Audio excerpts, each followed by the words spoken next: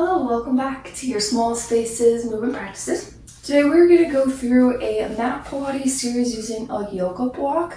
This is a prop that you'll see in studios sometimes with equipment. Sometimes I've used it with reformer and such, springboard, but it's a really great prop to have when you do mat work.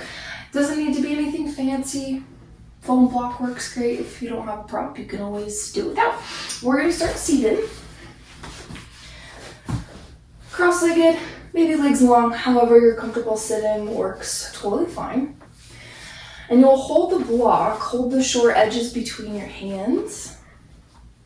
Reach your block forward, and we'll do our shoulder isolation. So you'll reach the block and arms forward, and then you'll pull your shoulder blades back. So just forward and back, starting to take some nice deep breaths.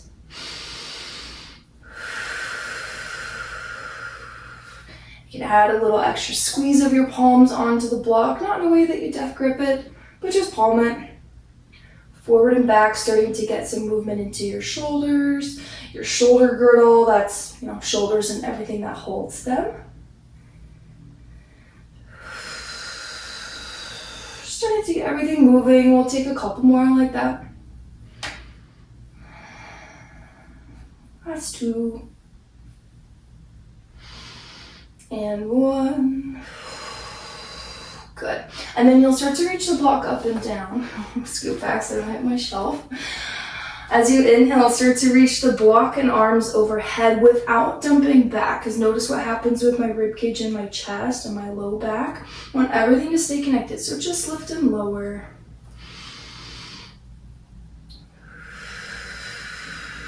And again, adding a little gentle squeeze on the block with your palms.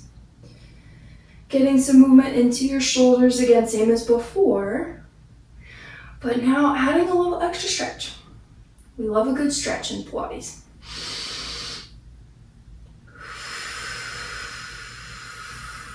Good.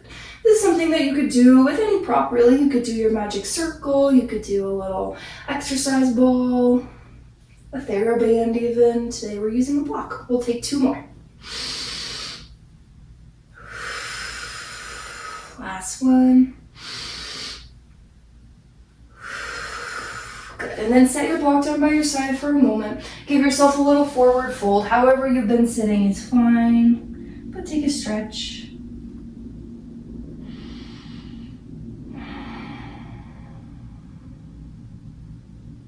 All right. Now we'll start to make our way onto our back. So lower down. We'll do some bridging with our block. We'll start with it between our legs. So there's a couple different ways that you can squeeze the block in between the thighs. Me personally, I like the short edges to point out so it's not poking me at the top and the bottom. But you can see how you feel, as long as you can squeeze it. So blocks at the thighs. You should be able to just about tickle the backs of your ankles with your middle fingers. Really set your shoulders as well as your palms. Arms should do just as much work in your bridge as your legs. Take an inhale. As you exhale, squeeze on your block, tuck and round to lift up to your bridge. And then as you exhale, slowly lower back down. Good, and you'll take it from there. Inhale as you lift. Exhale as you lower. Good. And as you continue on, notice what you feel working, right? We're actively pressing down through the palms. Sometimes in bridge, people start to kind of tent their fingers. And then your arms aren't helping you in the way that you need. So actively press down. Feel the fingers reach towards your heels. Gives you a nice full body line in your bridge as well. And while the focus here is really that spinal articulation and the core work, we also want the arms to be active.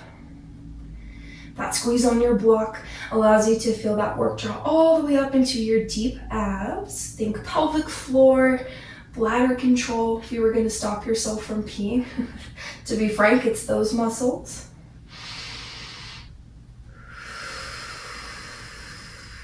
We'll take 2 more of our bridge here.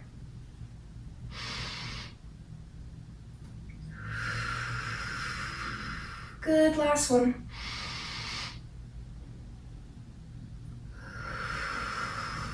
Good. And then lower your yourself down, remove your block for a moment. You can take a little windshield wiper of your legs if that would feel nice for your back. Then we'll do some single leg bridging with our blocks. So you don't have to sit up to do this unless you need to. The block will go underneath. I'll do left foot first so you can see. Right underneath your left foot. Right foot will still be down on the ground. And I might even scoot back a little bit.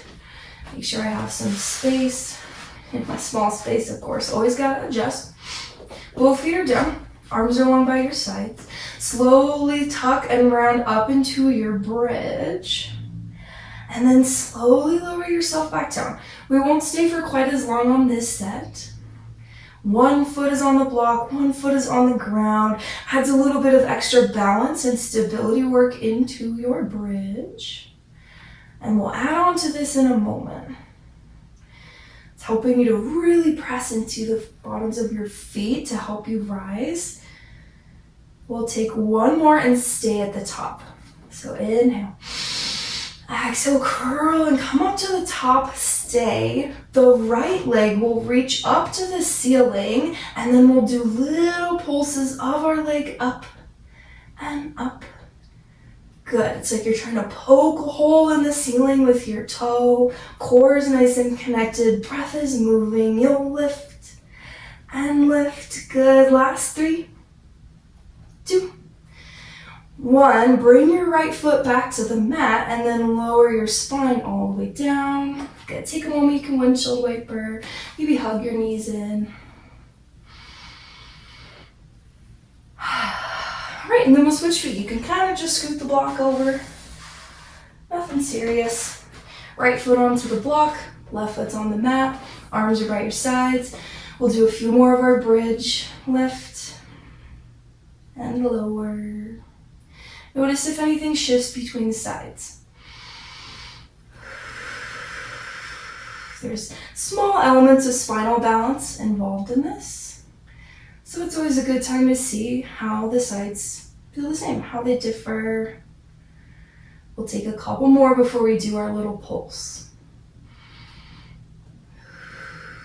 This is something that you kind of uniquely can do with the block as opposed to your other props because it's flat and it's stable. On this bridge, come up and stay. Right foot stays on the block, left leg reaches up to the ceiling, and then we'll do our little pulse again. You'll lift and lift. Feel the glutes firing, core is connected, reach. It's not about trying to push it up, right, and take your stomach forward. It's all about control. Last 4, 3, 2, 1. Left leg down, then release your spine. Kind of scoot the block off to the side for a moment. Knees hug into your chest. A sway side to side can feel nice. A circle of your knees can feel nice. Okay, we'll do one more thing on our back with that block for now. So we'll do a little bit of core. Block will go underneath you at your tailbone. So you'll lift your hips, slide it under. It definitely shouldn't hurt at all. And sometimes people put it too high on their back and it's really not going to feel good and doesn't support your core or your spine. So we're right underneath the tailbone. You can even lift your legs up, kind of see how that feels. Adjust as you need. Okay, so essentially it's adding a little bit of elevation into your core work. We'll do a single leg toe tap to start. So you'll tap and reach one leg down, lift it up, switch to do the other.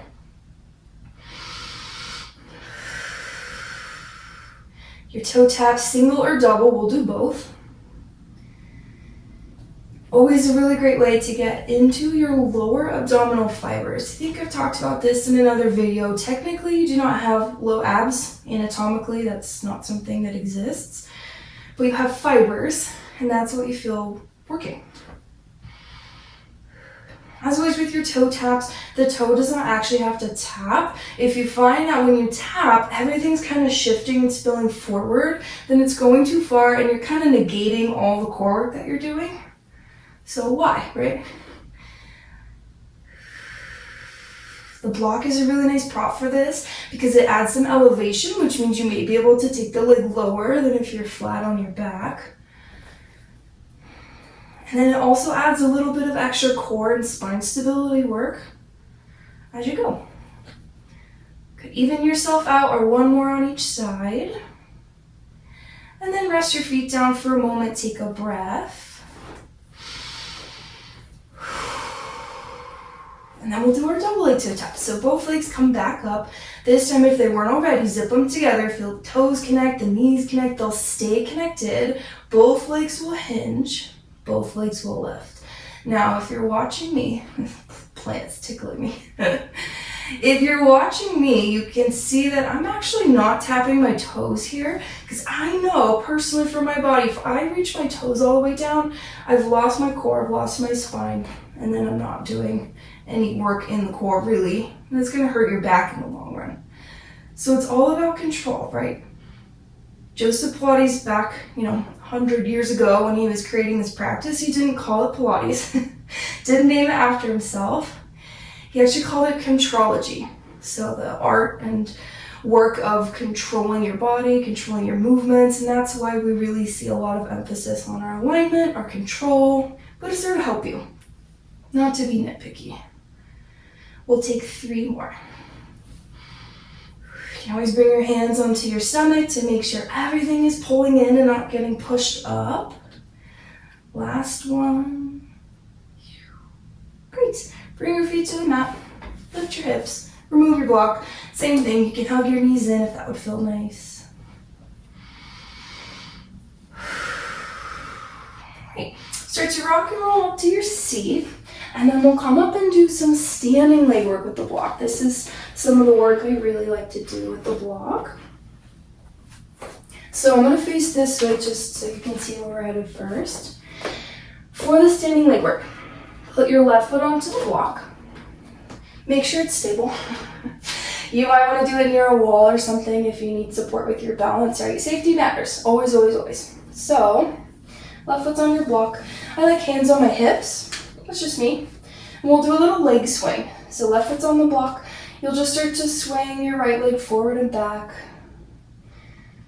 Don't need to do anything crazy, like point, flex your toe right. Just kind of let it swing. The things that you want to look out for are this. A lot of movement in your stomach or your low back or your pelvis, right? We want everything to be pulled in and connected. Keep your gaze lifted as much as you can as well. That's part of that balance work. So as we progress on, standing leg work is going to give you a sensation into the standing leg. So left ankle, calf, thigh. That's where the balance work is happening, even though the right is moving.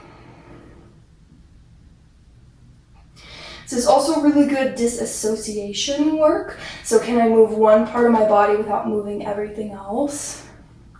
Really good hip stability. Now we'll take a couple more swings. If you start to feel any kind of pull or pinch in your left knee, just soften it. You don't need to be squatted, but soften. Good. Come off of the block for a moment. I'm going to turn to the side so you can see our next one a little better. Still going to be left foot on the block. This is going to be a little bit of hip and waist work. So again, hands on your hips if you'd like. Block is adding elevation, which is really what we want because your right leg is going to sink down towards the ground and then you'll bring it up. The hip might even hike up. We're okay with that. Simple lower and lift. Make sure you're breathing. And now we're really deeply getting into our waistline. This is good oblique work, the sides of your abs. And you're just doing your best, right? Sometimes this movement can feel kind of tricky. It's a big separation of your hips moving. So just doing your best, always, right? It's just Pilates. It's not life or death. We'll do 4 more. Last 3. Still feeling that burn in your left leg. Last 2. And 1. Great, come off the block. Give your legs a little shake. Give them a little rest. And we'll switch sides. I'll face the other way, again, just so you can see. Right foot will go onto the block this time. Hold on to anything as you need, right? Balance, it matters. Hold in as you need so you're supported. And then we'll do our swings. Right foot's on the block. Start to swing the left leg. Remember, nothing crazy. Don't need to do a ton of footwork, ankle work. There's not a lot of engagement in the left leg rather. Just swinging. Core's pulling in. Posture is tall. And maybe you notice if balance feels better on one side versus the other.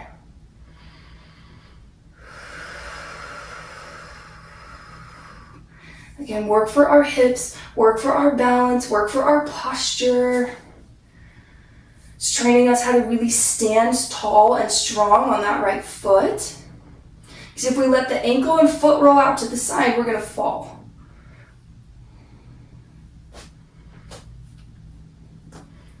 If you find that you catch yourself or need to step down for a second, do it. I just needed to do that before you fall over. We'll take a little bit more of our swings, just allowing that leg to be heavy. Swing forward and back. We'll do 3. Ooh, apparently my balance is worse on this side. Last 2. And 1. Great. Come off your block. Alternate face front again. This time right foot will go on your block. We'll do our little hip dip. So, right foot onto your block. Hands might be on your hips if you like them to. Great. And then we'll do our dip. So the left leg will sink down. The left leg will pick up. It might even hike up higher than your hip or waist level. That's okay. Just focusing on isolating that left hip.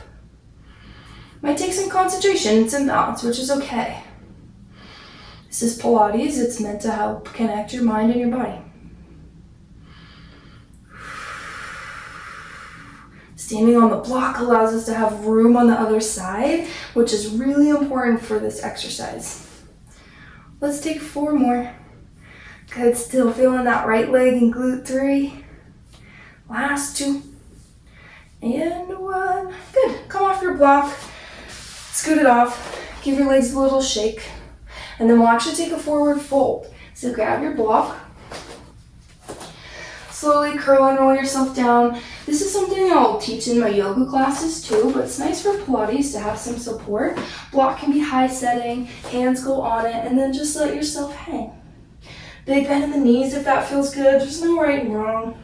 You're not gonna win a prize if your legs are straight. We want the stretch to be here, maybe a little in the back, but definitely no pull at your low back. If you're pulling your low back, bend the knees. A shake of your head, yes or no, can feel good.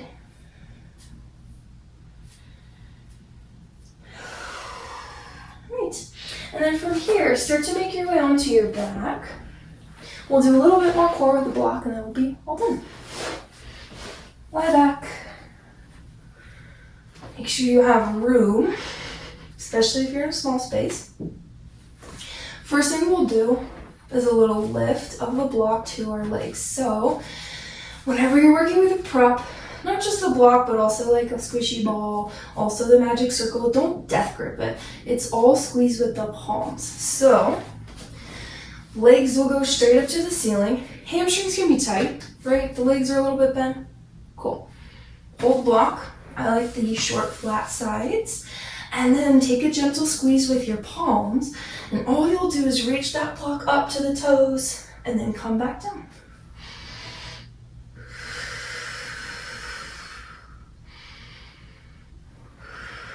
Okay, so as you do this, try to lead from the core and not from your neck. If you're feeling your neck, it's doing too much work.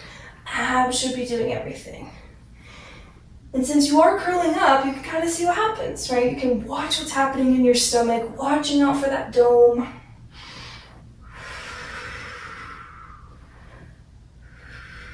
We'll do 4. Last 3. Last 2. 1. Good. Bring yourself down for a moment. Take a breath. Right. And we'll move on to do a variation of our crisscross, which is in Pilates, your bicycle. Everywhere else it's called bicycle. We have something else for bicycle, so we call it crisscross. I'll show on the left side first. you're essentially going to come into your crisscross shape and just hold it. So the block is going to be sandwiched at your left thigh. Now, sometimes people need to adjust how the block sits at the thigh so you can hold it. I like it here. Maybe you want it to be closer to you. You can always see how you feel. Left leg tabletop, block to left thigh. Right elbow will hold the block at your left thigh. Hands come behind your head. Straighten your right leg out, and then we're holding this kind of half isometric hold. Bend the right leg in, straighten the right leg out. Good, so it's a variation of crisscross because we're not alternating side to side. But it's a really great way to get your obliques, those side abs, and you're getting that isometric hold work. Good, last 4. Squeeze that block 3. Last 2. Last 1. Good, and then lower yourself down, take a breath. Whew, I feel it. We'll switch sides. All right, block at the right thigh. Hold it how you need to. If you found that it was falling, you may need to curl yourself up even higher. Block here. Right elbow to the block, or left elbow rather to the block. Hands behind your head. Left leg is long. Bend it in. Straighten it up. Make sure you're breathing. Squeeze that block at your thigh with your elbow.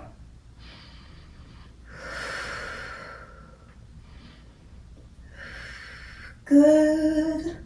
Squeeze, squeeze, squeeze. You've got 4 more. Core tight, 3. Last 2. Last 1. Good, and then lower yourself down, take a breath. Okay, this will be our last active portion of our little mat sequence today. It's gonna be a full isometric hold. So isometric hold, we kind of discussed this in our last one. It's really just you holding and squeezing something and not moving much else. So legs both come up to tabletop. Block will sandwich at your legs again, but then this time, you can squeeze it with your palms. Some people prefer to do forearms. If your wrists or palms don't like it, you can see how you feel.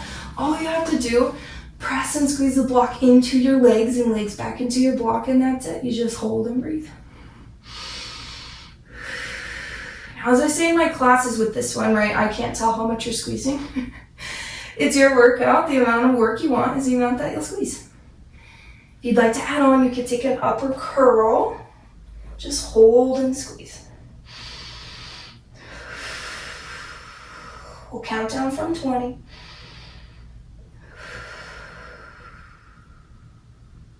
15. Last 10.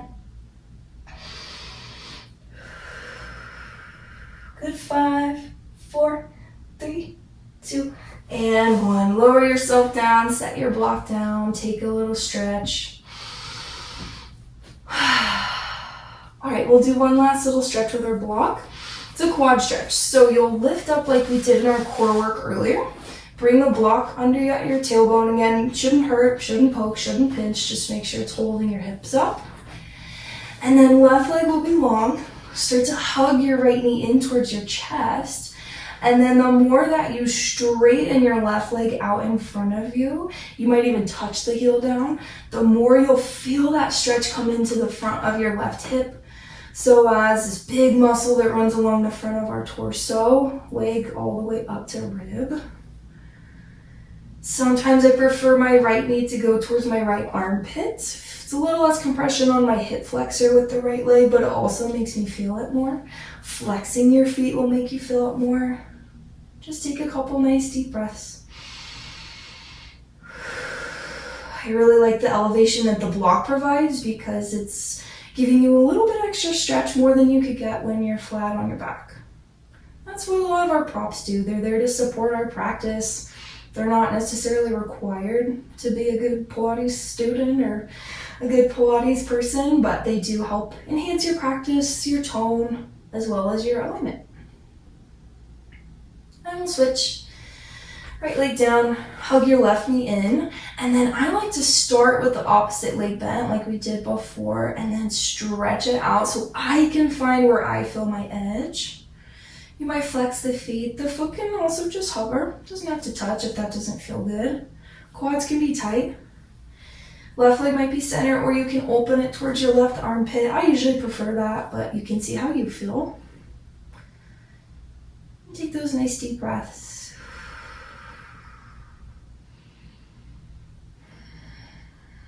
Notice anywhere you could be holding a little bit of tension and really try to let it go.